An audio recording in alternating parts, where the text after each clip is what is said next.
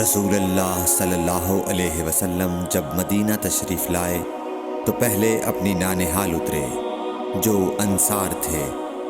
اور وہاں آپ نے 16 یا 17 ماہ بیت المقدس کی طرف منہ کر کے نماز پڑھی، اور آپ کی خواہش تھی کہ آپ کا قبلہ بیت اللہ کی طرف ہو۔ جب بیت اللہ کی طرف نماز پڑھنے کا حکم ہو گیا تو سب سے پہلی نماز جو آپ نے بیت اللہ کی طرف پڑھی عصر کی نماز تھی۔ وہاں آپ صلی اللہ علیہ وسلم کے ساتھ لوگوں نے بھی نماز پڑھی۔ پھر آپ کے ساتھ نماز پڑھنے والوں سے ایک آدمی نکلا اور اس کا مسجد بنی حارثہ کی طرف گزر ہوا تو وہ لوگ رکوع میں تھے۔ وہ بولا کہ میں اللہ کی گواہی دیتا ہوں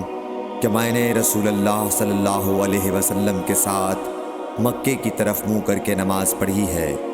یہ سن کر وہ لوگ اسی حال میں بیت اللہ کی طرف گھوم گئے، اور جب رسول اللہ صلی اللہ علیہ وسلم بیت المقدس کی طرف منہ کر کے نماز پڑھا کرتے تھے، یہودی اور عیسائی خوش ہوتے تھے، مگر جب آپ نے بیت اللہ کی طرف منہ پھیر لیا تو انہیں یہ امر ناگوار ہوا۔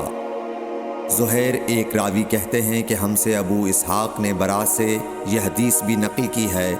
کہ قبلہ کی تبدیلی سے پہلے کچھ مسلمان انتقال کر چکے تھے، تو ہمیں یہ معلوم نہ ہو سکا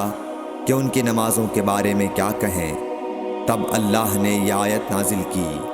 وَمَا كَانَ اللَّهُ لِيُضِيعَ إِيمَانَكُمْ، سورہ بقرہ آیت نمبر 143، صحیح بخاری حدیث نمبر 40۔